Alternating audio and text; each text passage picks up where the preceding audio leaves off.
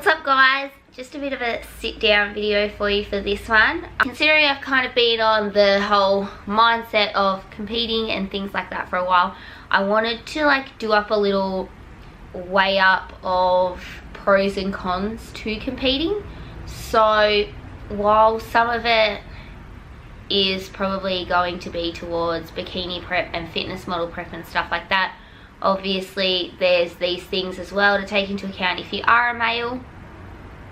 And also do want to alliterate the fact that this is based on my experiences and based on my personal opinion of what I think is a pro and a con. I might say something that's a con and you might look at it and consider it to be a pro for you, and vice versa. So it's purely my experience and what I think, coming from the way I live, the way I like to enjoy things, what I like and what I don't like, that sort of thing. Okay, so we'll start with the pros, positives first. Pro to competing is that you do get to test your body and you get to challenge it and you get to just push it to absolute limits, because within my nature and my personality, that's what I love. Some people really can't handle that sort of thing, so again, this one might be a con for you, but generally it's a pro. You end up being super satisfied, you end up just being super proud of yourself from where you've come. The second one is it is a super fun day. So the show day is amazing. You're around so many incredible people. You get to talk to everyone who's so like-minded to you and meet lots of people and potentially make lifelong friends. There's plenty of people who I've met through competing and I've met on show day, and I still keep in touch with them on social media, and we always check up on each other and ask how we are, and they're definitely one I'd go to for certain questions and opinions on things as well. So that's a super fun part about it, is that you do get to meet lots of people.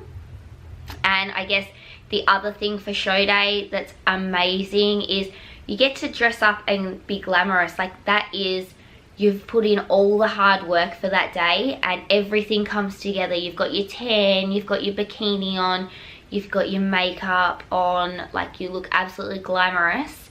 And I guess it's the same for the men out there. They've got their tan on, this is the finished product, this is everything they've put into their prep and their off season of building and things like that. This is the peak day, this is the day you've peaked for. This is the best day you'll ever look. It's an amazing feeling to get up there, everything comes together. Other pro to competing is if you are heavily in the fitness industry and you do want to get your name out there and things like that, this is a very good opportunity to get a sponsorship.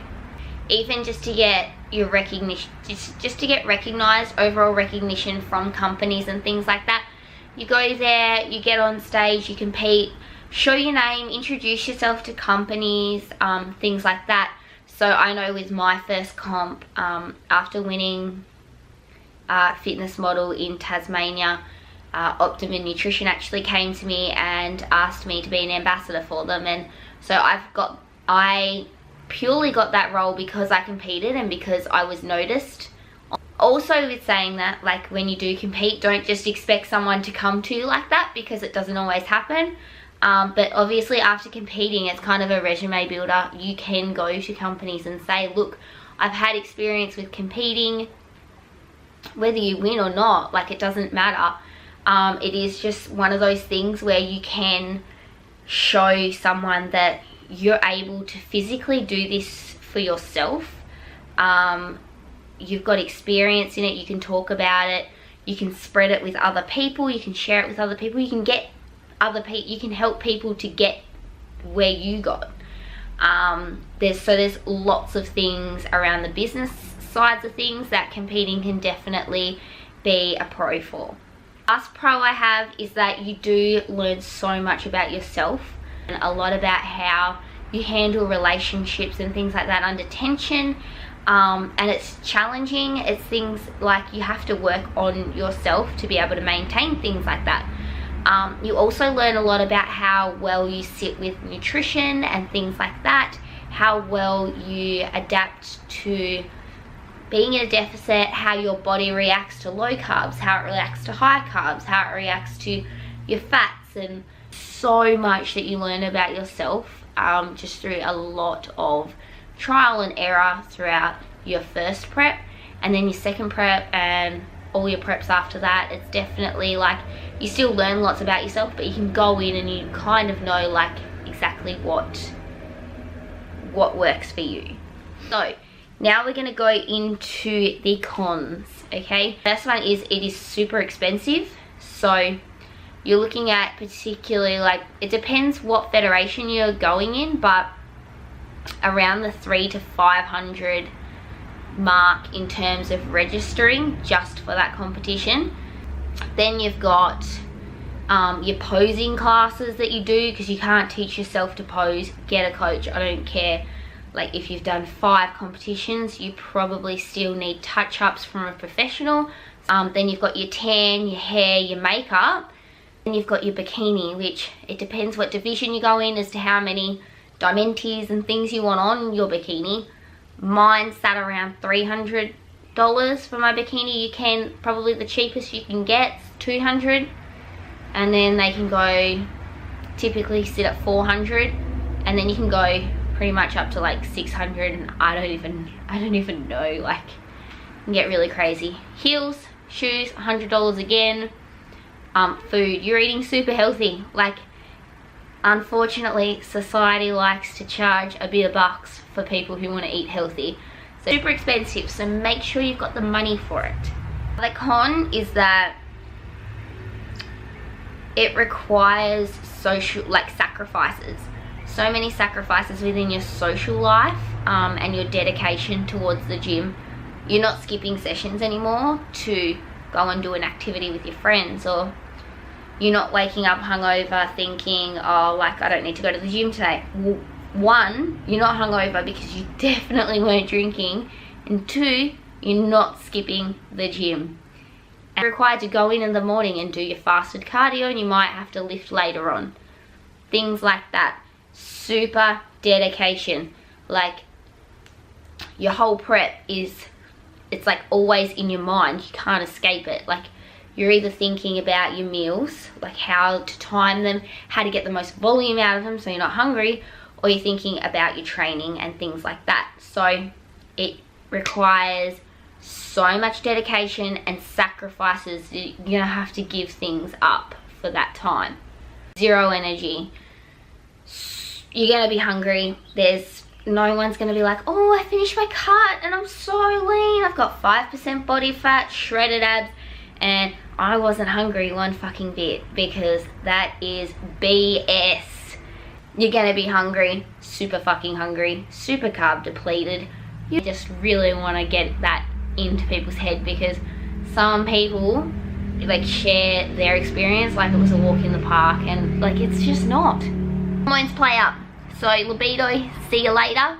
Sorry boyfriend, like, I can't, like, sorry girlfriend, I can't get it up. Sorry boyfriend, just don't feel like, I don't think of you in that way at the moment. Like, hormones gone, period, generally will go. It will disappear. Sometimes takes a good 3 to 6 months after to regain it and for your hormones to level back out, because your body fat is so low.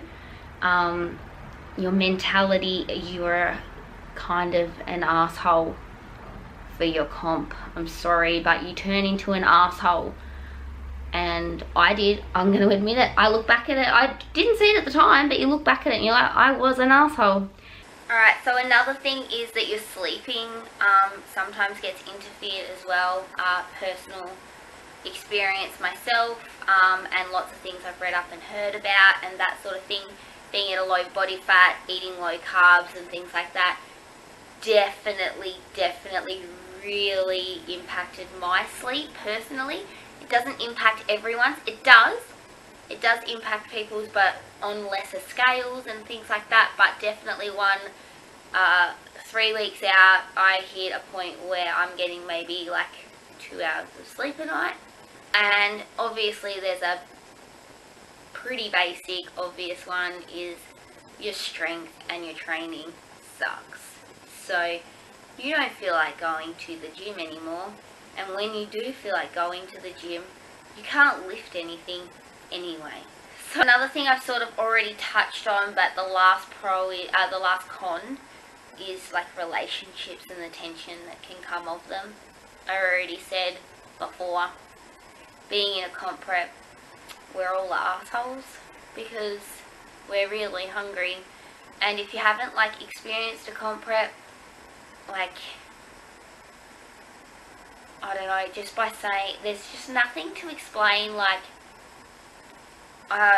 we've all been hungry before, but to do it consecutively for so long, it really does change you. And I know, like, I would say, like, I'm not going to let it happen this time. Like, I'm just going to be really chill. Like, I know what's coming. There's kind of nothing you can do about it. It just naturally changes you. And that's a lot to do with lots of hormone imbalances that come of it and things like that. A couple of things I do want to mention as well that you do need to consider. They're not pros, they're not cons, but one is how long have you been lifting for? Because you need to ask yourself, how much muscle mass do I really have? So when I cut down, do I have enough muscle to compete? There's no point in having lifted for 3 months and then be like, oh yeah, I'm going to do a bikini competition. I'm going to cut down and get super shredded, because you've got no muscle mass. Like, you'll just be skin and bone. So do consider your muscle mass and make sure you've got enough before you even bother cutting down. It is, can I afford it? Because the last thing you want is financial stress on top of all the other stress. So make sure you are in a suitable financial position that you can afford to give it your all. And I even mean that in terms of, can you afford the food you need to be eating? Can you afford that bikini? And when it comes to rego, can you afford to fork out that money as well? And the third one is, can you 100% dedicate? There's no point in coming into a competition half-assed and still like trying to fit morning breakfast at a cafe, 3 weeks out with your friends, trying to fit that into your macros, things like that. I was going out for dinner, like with families for events and birthdays. I was packing my food, pre-packing it and eating it out of a container at the table while everyone was served up pizzas, pastas, things like that. And then I whipped out my container of food. So it's things like that you've got to be ready to do. You've got to do it. I can look back at that sort of thing and like laugh about it, or be like super proud, like, look what I fucking did. Like, yeah, everyone looked at me, but I had a job to do. So that's just things you've got to consider. Like, can I do that? Do I want to do that? Is this the time for me to do that? So that is going to wrap up my pros and cons to competing. I hope you guys really can take from this and weigh up what you want to do. Like the post-comp, bouncing it out of it, things like that. I didn't even touch on that because that's a whole video within itself, and I would love to be able to touch on it.